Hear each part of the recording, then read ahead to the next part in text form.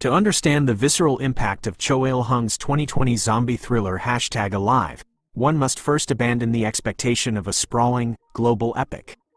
This is not a film about the fall of nations or the geopolitical maneuvering of generals in bunkers.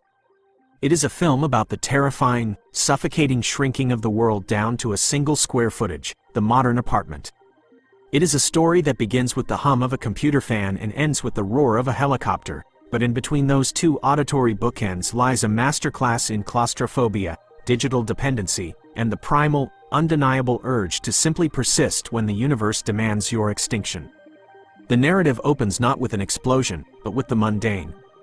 We are introduced to Oh Joon-woo, played with a frantic, pitiable authenticity by Yoo Ah-in. He is the archetype of the modern recluse, a gamer, a streamer, a boy-man suspended in the amniotic fluid of the internet.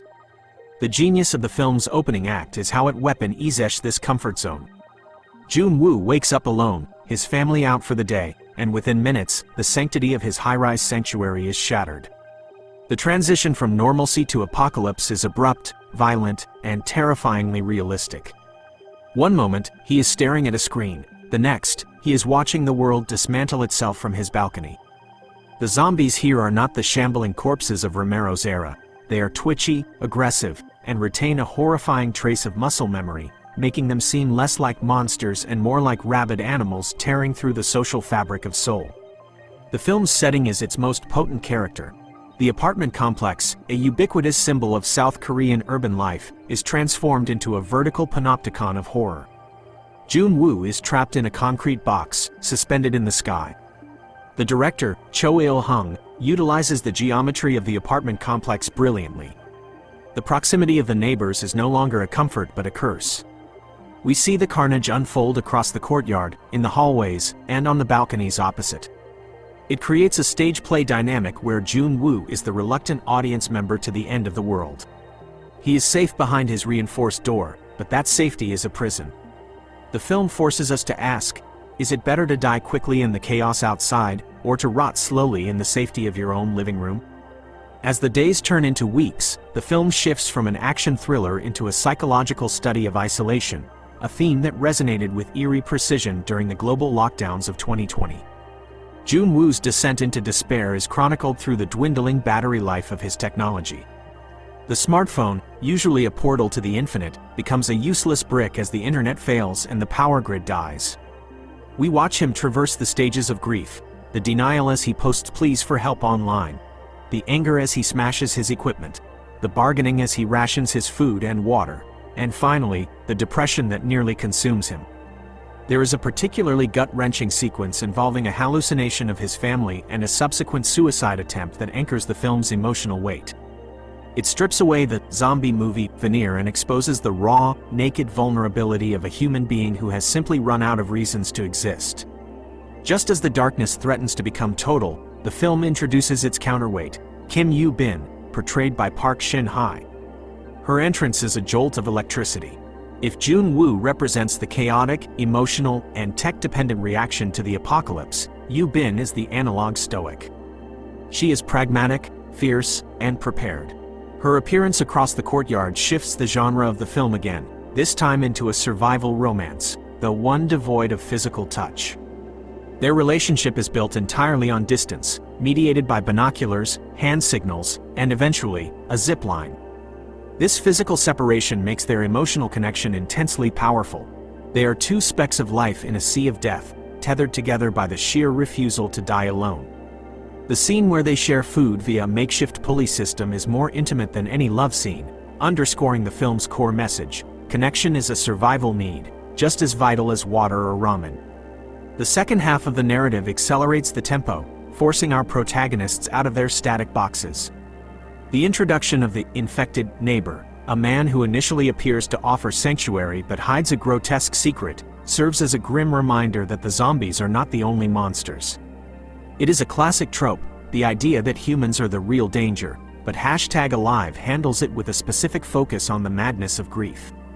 It mirrors Joon-woo's earlier despair but shows the darker, more twisted path that despair can take. This encounter forces Joon-woo and Yoo-bin to rely on each other in close quarters, breaking the physical barrier that had separated them for the majority of the runtime. The climax of the film is a kinetic explosion of pent-up energy. After spending an hour confined to rooms and hallways, the sprint to the rooftop feels like a release. The action choreography here is messy and desperate. Joon-woo and Yoo-bin are not action heroes, they are exhausted, starving survivors flailing against a tide of gnashing teeth. The use of the drone, which had previously been a toy and then a surveillance tool, becomes a pivotal instrument of salvation, tying the narrative back to Joon-woo's initial introduction as a tech-savvy gamer. It validates his skills, suggesting that perhaps the digital generation has its own unique way of navigating the end times. However, the film is not without its controversial elements.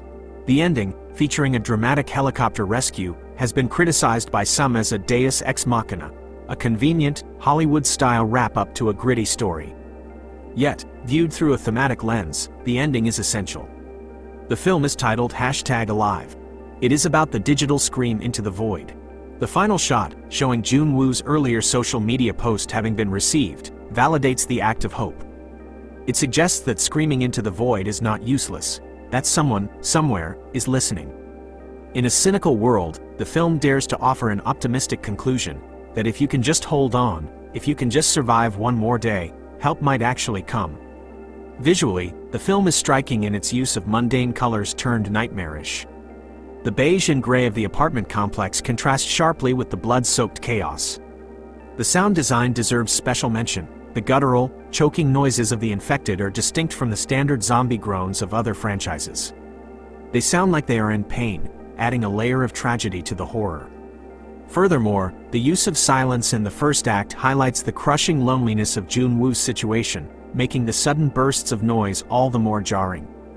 Ultimately, #Alive stands apart in the crowded zombie genre because it is intimate. It does not care about the cure, the government, or the military. It cares about the contents of your fridge. It cares about the battery percentage on your phone. It cares about the person standing on the balcony across from you.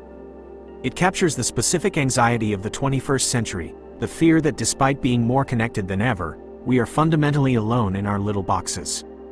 By stripping away the scale of the apocalypse and focusing on the micro-struggle of the individual, it achieves a resonance that is both terrifying and surprisingly heartwarming. It is a story that tells us that even when the world is dead, and the internet is down, and the hallways are filled with monsters, the simple act of being alive is a victory worth fighting for. The hashtag in the title is not just a gimmick, it is a declaration of status. In a world of the dead, to be #alive is the ultimate rebellion.